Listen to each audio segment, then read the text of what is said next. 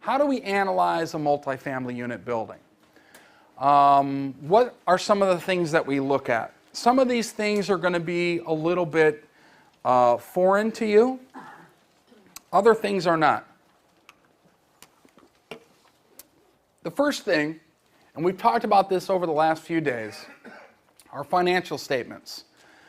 For those of you that really may not have an accounting background or may not have seen financial statements before, financial statements, and I think I might have wrote about this yesterday or the day before, financial statements are really divided into 4 parts. And if I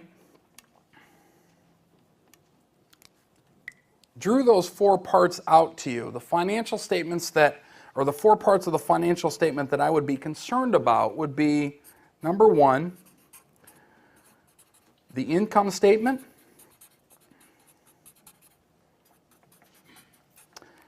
and number 2, the balance sheet. Now, each one of these things have 2 components to it. The first component to the income statement is income.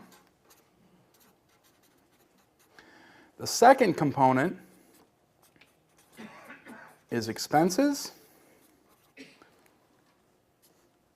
And then there's 2 components to the balance sheet. The first component is the asset value.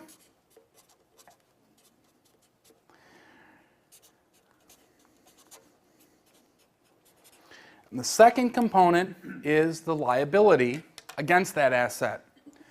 So when I am looking at opportunity, this is kind of where I start from the skeleton.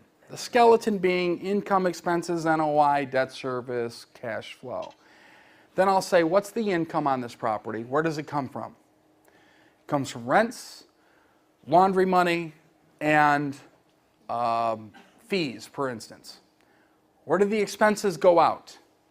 Taxes, insurance, maintenance, management, supplies, utilities, etc. What's the asset worth? It's worth $1 million.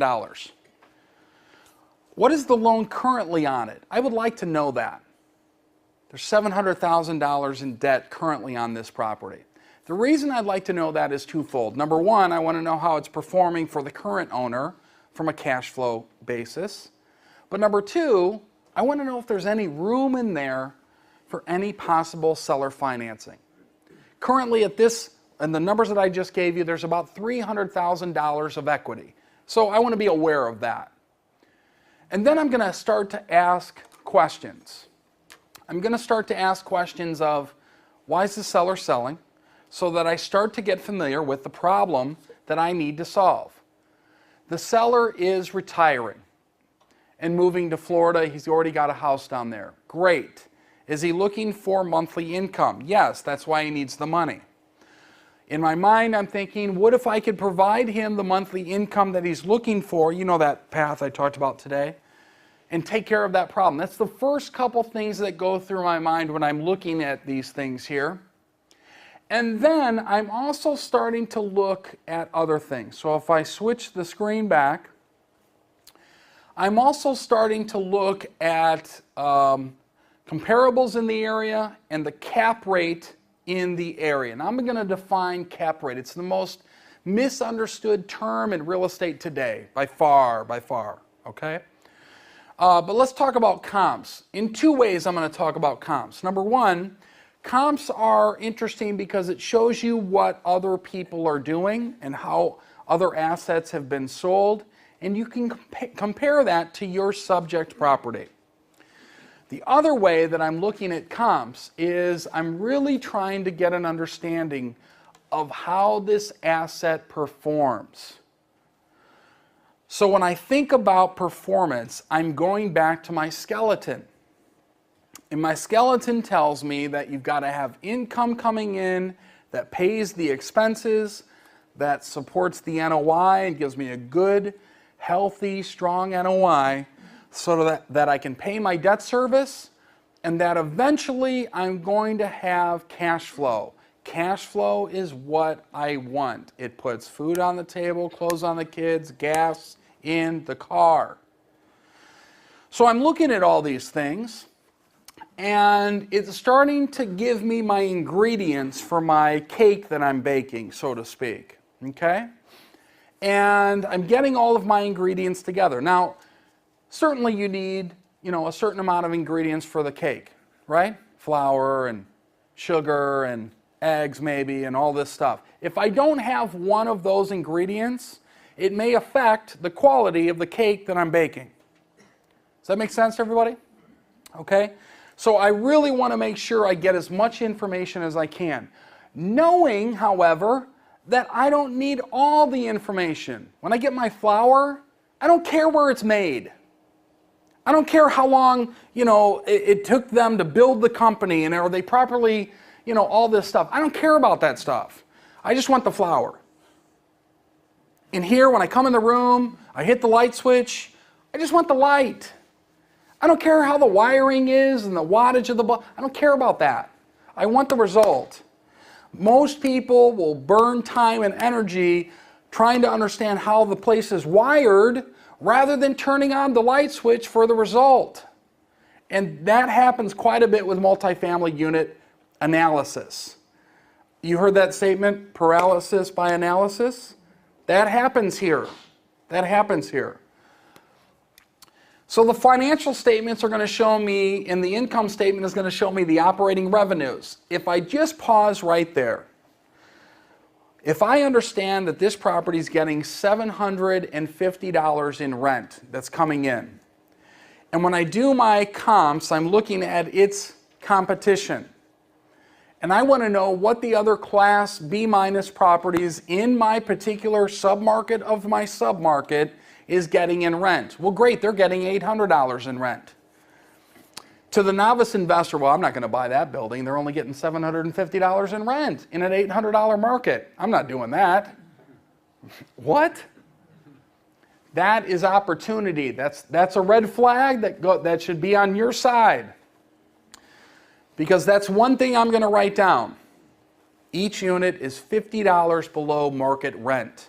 I'm writing that down on the side. That's a benefit to me, okay? Not a red flag, but a benefit. By the way, all things being the same. The units are the same, the amenities are the same, all of that type of thing, okay? Square footage. Then I'm looking at operating expenses. Now, when we're talking about multifamily units, I typically am using an income to expense ratio. That income to expense ratio is typically, when all things being on track of occupancy and market rents, expenses should be between around the 40 to 45% mark if you're getting occupancy at market occupancy and rent at market rents. And that might be a little conservative in nature. I understand that, but that's what I use. So let's say that I take that 40% mark. That will immediately tell me what my net operating income should be. I get my gross income, 40% expenses. How far off are the operating expenses for this property? If they're 30% on my marketing piece, I'm telling me, my experience tells me it should be at 40, and they're selling this opportunity on the fact that these expenses are at 30. A couple things are probably happening here. Either I know they've understated their expenses, or they've overstated their income. Very important. The reverse is also true. Chris?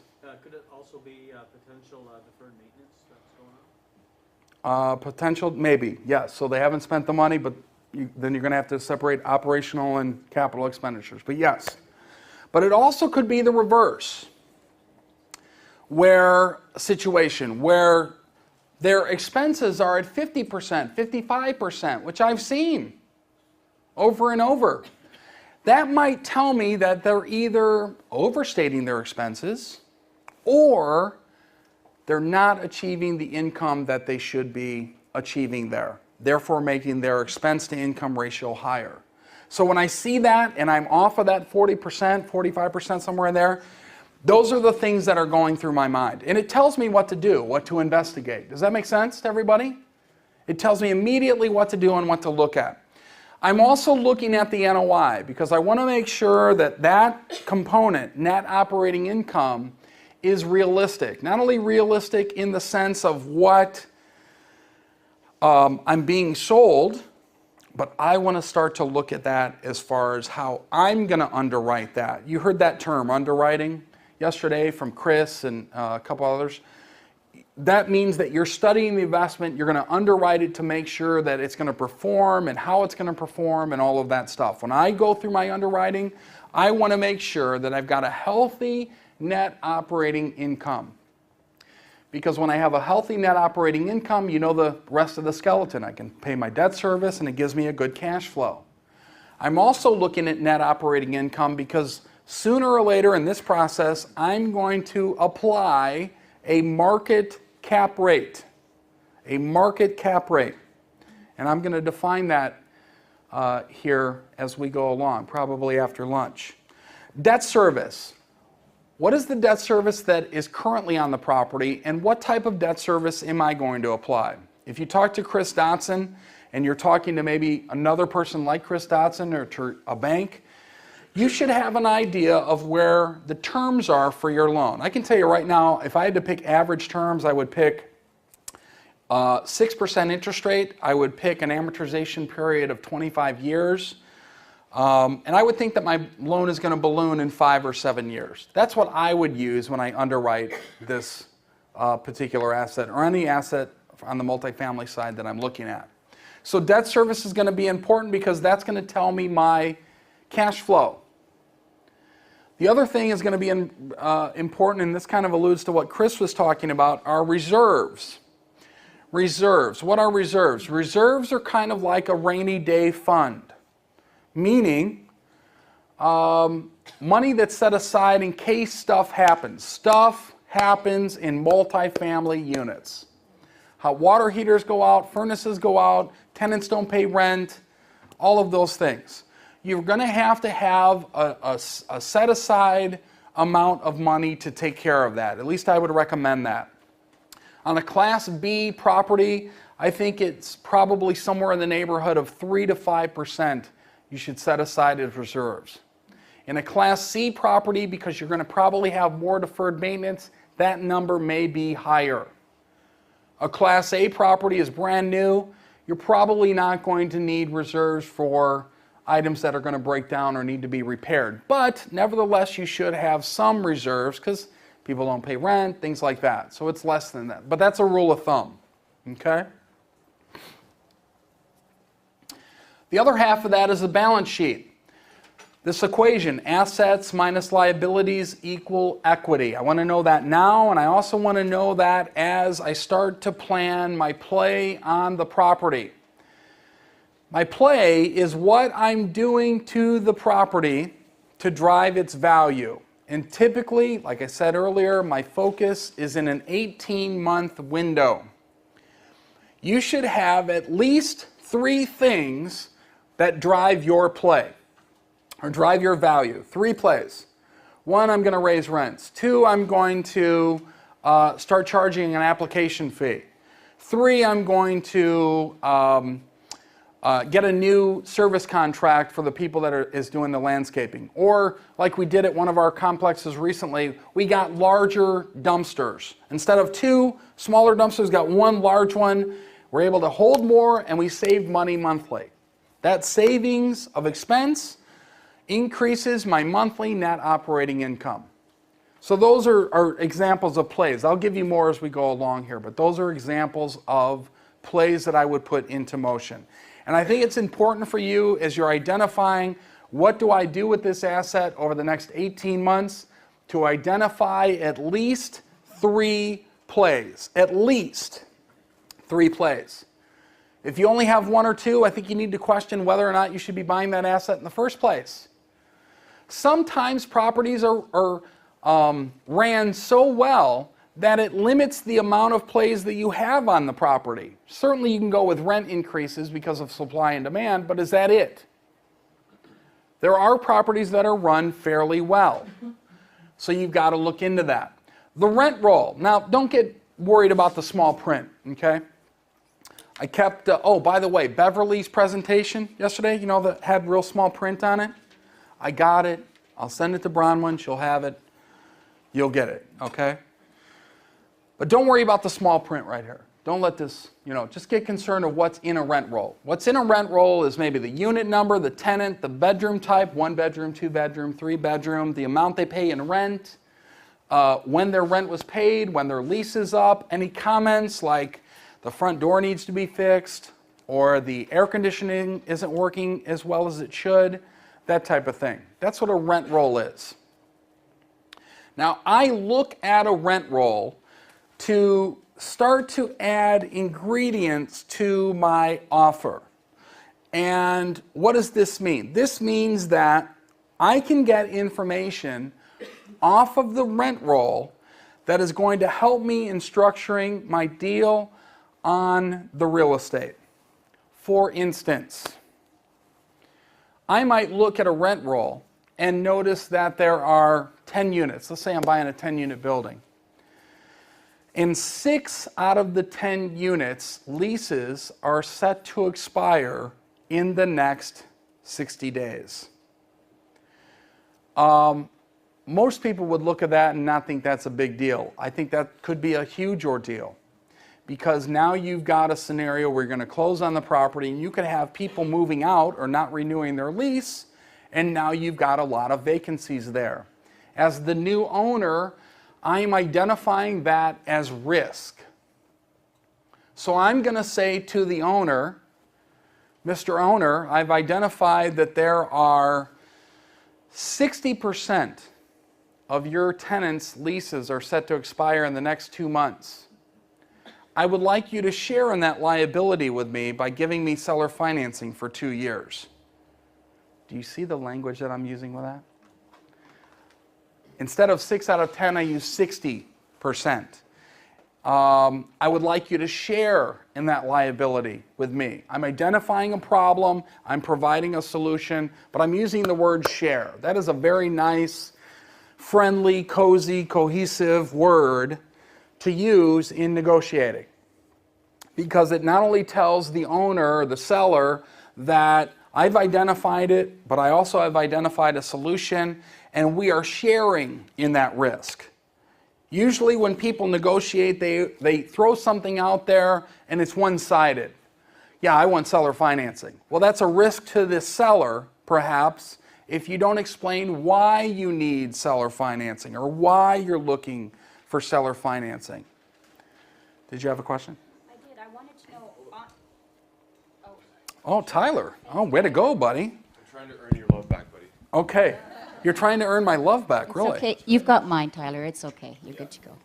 So on the rent roll, if you've got Section 8 tenants, do they put down the actual rent that they're getting even from Section 8, like from the HUD, or do they just put down what the renter is paying? If you have rent that's coming in from a Section 8 tenant and that unit rents out for $800 and Section 8 is paying $600 and the tenant is paying $200, the rent on the rent roll is $800. It's no different. Okay, that's what I was wondering about. Okay, very good. Thank you. You got it. All right. You have a question, Valerie? Okay, let's get Valerie here. Or Valerie's here. Sorry about that. Thank you. The mere fact that they state 800, do they identify on the rent roll so that you can see that it's a Section 8, and so that way it gives you the heads up to know that, hey, you have to look for two Sometimes they different do, people? sometimes they do not. I always ask, is there any subsidized housing here in the complex? Always ask that question. Very good, though. Yep. Chris? No, that was my. That was your question? Okay. We just ask people to raise their hands. So I can Yeah, and Tyler's going to be my little assistant here. Some people may call him my little monkey running around, but yeah, he's. If you have a question, Tyler, we got one in back. We'll take a couple questions. Sure. By the time you get the rent roll, you were saying you would negotiate the seller financing 2 years. Well, that agreement's already made. You only get these rent rolls after the fact. After what fact? No, you're going to get the rent roll in the due diligence phase. Absolutely. No, but usually you've got to sign contract Right? before you get the rent roll. That's right. No problem. No problem at all. You see a problem with that? Well, then you have to negotiate. Everything has to be changed. And Right, okay. exactly. Because you don't want to negotiate before you get somebody under contract, Mike. You want to negotiate with them after it's under contract. That's where your power comes in. That's a myth, by the way, in real estate investing. Everybody thinks they need to negotiate prior to putting in the contract. You've got no power then. Your power comes in when you've got the thing tied up. And they know that you qualified for the loan, you got the down payment, and they're ready to go. They're counting the money. They've actually already spent it in their mind. That's when you want to negotiate. Hey, I'm not going to be able to buy this property unless. You see what I'm saying, Mike? That's a myth. You got to get the power here, and to do that, you got to tie that property up. So don't negotiate prior to the contract being done. Negotiate after it's done. That guy's already spending the money. That's when you got to say, hey, I've done my due diligence, and if you don't give me this, I'm walking, because there's another one I'm going to buy right down the street. That's your power. Okay? We got a couple up here. Yes, I like that. Speed walk. Right on. You do that too well, Tyler. First of all, hold up a minute, Chris. Do your pants have zippered pockets on them? Yes, they do. Wow, I haven't seen those. Have you showed Heather those pants? Please show Heather those pants. You're wearing parachute pants, brother. That's right. Are you serious? I haven't seen those since the 80s. Way to go, man. Bring it back, buddy. Hey, you know what, Tyler? Every fashion comes back. If you wait long enough, it'll come back, man. That's true. Please show Heather those pants. We are going to have something to talk about the next 2 weeks. Yes. Well, I can't remember my question now. It was good. What were we just talking about?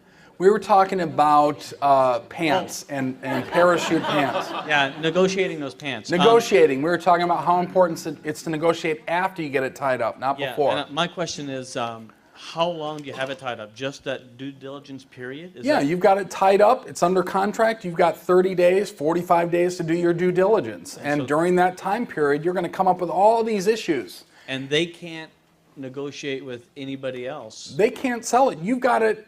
You've got the property. You don't Yeah. own it, but you have the control. Yeah. That's where things come into play. Very good. Somebody else had a question. Phelan? Okay, when you put in, what we've done so far is negotiate, and then the realtor would put in a contract. You're Yep. saying to put in a contract. So say it's listed for 60,000, for example. You go in a contract with 60,000, or you say, what would you pay for it to go in first? Yeah, there's, of course, some things you're going to do at the beginning. Hey, this is my price point. This I'm going to go in. I'm going to send an LOI. I'm going to get this under contract. But then it's under contract. Your negotiating doesn't go away. In my mind, that's when it just starts. You're about to see this, and you're about to see this, and a couple other of you. Right then, as soon as you have it under contract, because in a seller's mind, they're motivated by two things. A seller is motivated by price. A buyer is negotiated by terms. A couple of you are about to see this happen in a big, big way. Okay? Give the seller his or her price. I want you to get your terms. You're going to see this unfold here. This is why it's so powerful. Yes, negotiating continues after you get it under contract. Being under contract doesn't mean that negotiating stops. It just means that you have a chance to do your due diligence, and those are called conditions. Those are called contingencies. This contract contingent upon my approval of the property inspection or approval of the documents, financial statements, rent rolls, applications, leases, so on and so forth. And then you have the right, if you identify something you don't like 6 out of the 10 leases set to expire, Mr. Seller, so let's try this again. Mr. Seller, I've determined that 60% of your leases are set to expire in the next 2 months. Because of that, I'm asking for seller financing for 20% of the property for the next 2 years. If you can't do that, unfortunately, I'm going to have to exercise my right to get out of the contract because of that. But I'd like to put a deal together. Matter of fact, I don't want you to change the price. Let's leave the price the same. And the seller financing could actually benefit you because number one, it's going to provide you with monthly stable income. You already know the property's good because that's what you've been telling me in your marketing papers, and that's what your agent's been telling me. You also could probably save on taxes because that's not a taxable event because you haven't taken the gain yet. So when I pay you off in 2 years, then that'll be a gain. But it's a nice way that you could probably defer your taxes with this transaction. You see how I'm stating that? That's what I'm talking about. The setup is almost as important as the execution of that. You've got to set that up. You've got to be able to explain why you want the seller financing, and then you have to educate. See what Steve said today? Educate, you got to do that. Question? I just have a question about the leases. Even though they have a yearly lease, can they get out of that with a month's written notice? Can who get out of that? The tenant? The lease binds the tenant. It also binds the owner. It's called a bilateral contract in the legal world. Both sides have responsibilities there. And because of that bilateral situation with the lease, when you take that lease over, you're going to have to adhere to the terms of that lease, and the tenant is going to have to adhere to the terms of that lease. Now, your question is, could the tenant get out of that lease early? Unless they have language in that lease that allows them to do such with maybe a fee or something like that, then they shouldn't be able to get out of that lease. Now, you might make the decision as the owner or property manager, hey, I'll let them out, but I'm going to charge them a couple months kind of thing. That would be up to you. Or, no, I'm not going to let them out. I'm going to take them to court. That would be up to you.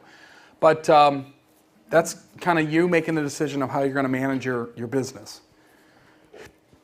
Did that get that? Okay, couple more. We got 2 more. Right in the back there, Wayne. So John, how much of this negotiation takes place between the commercial realtors? And how much are you involved? Yeah, really good question, Wayne. I'm involved quite a bit myself when I do this. Commercial real estate agents and brokers, depending on their experience and knowledge, is going to determine how much I get involved with them, really. I've had real estate agents that are have been in the business 30 years, they know every single thing, they've taught me a ton. Those I'm less hands-on with than maybe an agent or broker that hasn't had that experience. I might be represented by a very good real estate agent or broker, and then the selling side is not represented by somebody that has that experience. So I may have to step in with that as well. But you just determine that based on the experience of the brokers involved. So how often is the seller involved? Very little. Very few times. So how do you do the education then? Because a lot of more times you're going to have to educate their agent or broker. Surprisingly enough, that's typically what happens. I have been, by the way, I have been involved in situations where I've actually sat down with the seller and been able to speak with them, but it's been rare. I'd say less than 15% of all my transactions have been like that. Okay? Chris. Yeah, sorry, just to go along with Wayne there, like when you when you give the seller's broker your offer, with your new negotiated points or terms rather, they're obligated to give that to the seller. Like they can't reject it. They have to by law. They're obligated to send They have it to over. present all offers. Yeah. Real estate agents here in the States have to present all offers. Do all of them do that? No. But you have to present all offers by law. Yes. We have one way in the back. You want to get the one up here and then go in the back? Sure. Okay. I can't believe you got parachute pants on, man. Unbelievable. I was just wondering if you do a deal, and let's say you're looking over $1 million, so you get 75% bank financing. Okay. You go, you put your offer in, you do your due diligence, you're going through the rent roll, you've got lease expiring coming up, and you talk to the seller, can you possibly get them to do, say, a 40% holdback? Now, is that going to put money in your pocket? Well, oh, I see what you're trying to do. You want to go shopping. Yeah. Yeah. Buy more Well, properties. here's what I would suggest by that. Anytime you're structuring a deal and you want to kind of get fancy like that, where money's going in your pocket at closing, you have to fully disclose that to your bank or financing source, because you don't want to turn that into a situation where you have some kind of mortgage fraud going on, right? We've got red, blue, gold, purple, orange. We want to stay away from the orange if we could. So, anytime you're structuring a deal and you're dealing with a real estate agent or broker, and you come up with something kind of exotic like that, fully disclose it to your bank or financing source. If they don't have a problem with it, you're fine. But make sure you fully disclose that. Okay, good question. And I think, we got another one here? I have the mic. Yeah, sure. In your personal experience, how many deals have you had to pay your agent to make the deal work?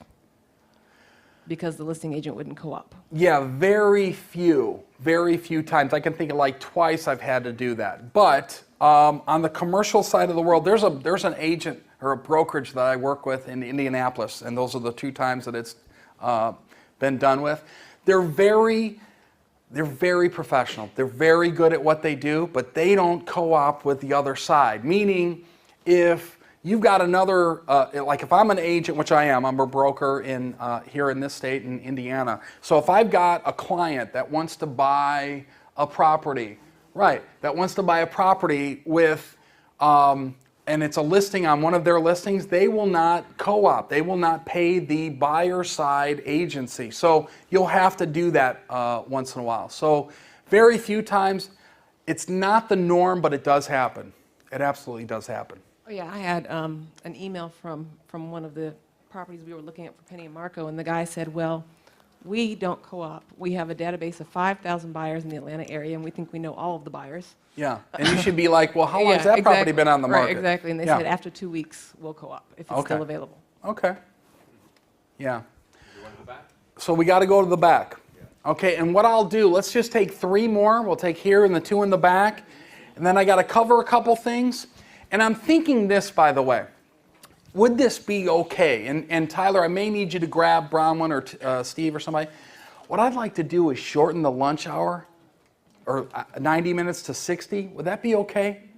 I just have so much I got to cover. Tyler, if you could check on that for me while they're asking the question, that'd be great. I just got a lot of stuff to cover. 60 minutes in the agenda. Is it 60? Then I'd like to cut it to 59. So yes, okay, if it's already cut, I'm good. Yeah. So yes, go ahead. Okay, obviously, there's a lot of information that a person has to cover during their due diligence period. Is the due diligence period a lot longer for commercial Typically, properties? on multifamily properties, you're talking at least 30 to 45 days. Sometimes it runs 60 days. That's typically the norm, unless you have a specific circumstance of bank REO sometimes gets involved in that, or something else. But typically, it's at least 30 to 45 days. Okay, and then I have another question with respect to appraisal. So commercial appraisals obviously must be very different as well. And I know that the people that were talking yesterday said that those costs are included in the financing. Appraisals, that's typically how Chris does it, that you can roll that cost into the financing. When you're dealing with a traditional bank in multifamily, typically you're paying that cost out of pocket at closing, or that will go against, that'll be on your HUD-1 statement, and it'll just be taken off as money from your deposit sometimes, your earnest money. So that's typically how that works. So a traditional bank doesn't roll that in your financing. A commercial mortgage broker, where they're using private financing, it does. Okay? And what would the cost on a 12-unit? You're probably talking anywhere from $2,500 to $3,500. Okay, good. Something like that. Sam? What percentage of, or what vacancy rate at which you become uncomfortable with the complex or with the building? Well, that question is one of those questions that, seems to raise a red flag to everybody. I look at that as an opportunity. When it's got a higher vacancy rate, that means its NOI has been hindered over the last couple years. That hindered NOI is probably translating into the value that I'm buying the building at. So if I can come in and change that occupancy or increase that occupancy, I'm increasing the NOI, therefore raising the value of the building. So I don't look at that as something that I get uncomfortable when something's 100% occupied. That's when I get uncomfortable, meaning what's going on? What do I need to change? Do I need to raise rents here? That type of thing, okay?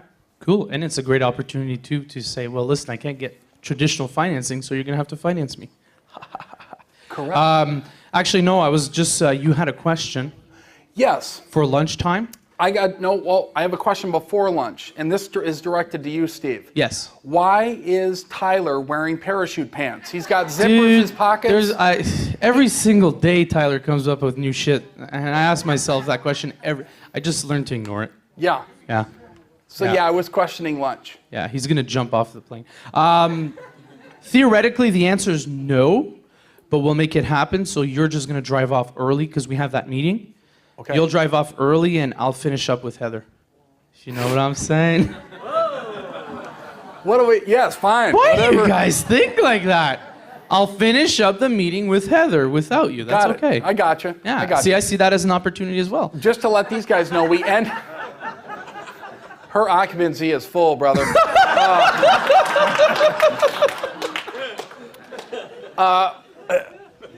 So let's make it 60. 60. Oh, that was my question. But they said it's 60 on the schedule, so that's fine. 60. What schedule? Right. Since when does Steve Martell have a schedule? So we'll be back at 1. Is that what we're saying? Yeah, sure. Okay, great. Actually, it's probably not even worth it that you come then. And then second part, are you done? No, for the rest of the day? No, for before lunch. Well, yeah, I mean, I could keep going. No. Okay, well, now that I have the mic, let me steal it. That card that I passed out to you guys, that RSP fund, if you guys are interested, I would like you to put the information on it. Okay, just, I think it says, yes, I'd be interested in putting some RSPs and how much money. This is for survey purposes. We're not locking you up into anything right now. I just need to know because I'm only going to take about $1 million or $2 million up front because I want to go spend it right away. So I want to know if, and I'm giving obviously you people the first opportunity at this. You'll have all the details once it's all ready, but the quick idea is you get the first 9% return. So if you're happy with 9% return on your RSP, it's something you may be interested in, and then we split that kind of stuff. So put it on the card, give it over to Paula. Yeah, hand it over to Paula, and obviously it's confidential and all that crap. Then Mike had a question. Let's go back to, I'm done. One quick question, John. If you use TDE for 75% financing on a multi-unit, can you get the seller financing at the other 25%? That would depend on TD. TD is going to be the determining factor on that. Usually the financing source is going to be able to state whether they have an issue with that or not. If seller financing is going to be an issue or they want you to have more skin in the deal, that type of thing. So that would be a question that you're going to ask your financing source if that's an issue. Okay? Sometimes they do care even though they're in first position. Yes, sometimes they do. Okay, so here's what I'd like. Oh, we got one more. That's right. I said we would take yours, right? Where's Tyler at? Hey, yeah, you're just sitting in the back chilling, man. What's going on? Yeah, I'm just looking at my pants. I get distracted. So many zippers to play with. We could go so many ways with that, man. Hi, John. Go so many ways with that. Okay, my question was, when you are negotiating after the property is under contract. Okay, hold on, guys. I got to be able to hear this. When you're negotiating during the due diligence period, right? When the property is already under contract, do you need to put those conditions there under contract in the sense that, this contract is valid subject to scrutiny of rent roll, blah, blah, blah, Well, it's usually in a contract. That's usually already in there, or at least it should be. Okay, so you can't bring in other factors in. You can bring in any factors you want as long as the seller agrees with it. Right. This contract contingent on the pool being filled in prior to close. This contract contingent on whatever. I mean, as long as the seller accepts that, you're fine. Okay. Okay? All right. Thanks. Now, I have, this afternoon when I get back, I just got to tell you, I'm going to be rolling a lot more quickly through what I've got to talk about. So I want you to be prepared for that. Again, I think it's, this is just my teaching style and probably my learning style. And I kind of joke about having you guys watch me. I would rather have you listen than try to write every single thing down I'm saying. Or find a way, if you want to record me, I don't care. And it's also being recorded by video, so you've got several sources where you can go back and review this. I want you to absorb the content. This afternoon, I'm going to be throwing a ton of topics up here and a lot of different strategy, and I want you to stay with me. It's important that you listen to what I'm saying, because the stuff I'm going to say at the beginning is going to be needed at the end. And if you haven't listened at the beginning, you're not going to know what I'm talking about at the end. Are you okay? I just want to know. Do you want... Anyway.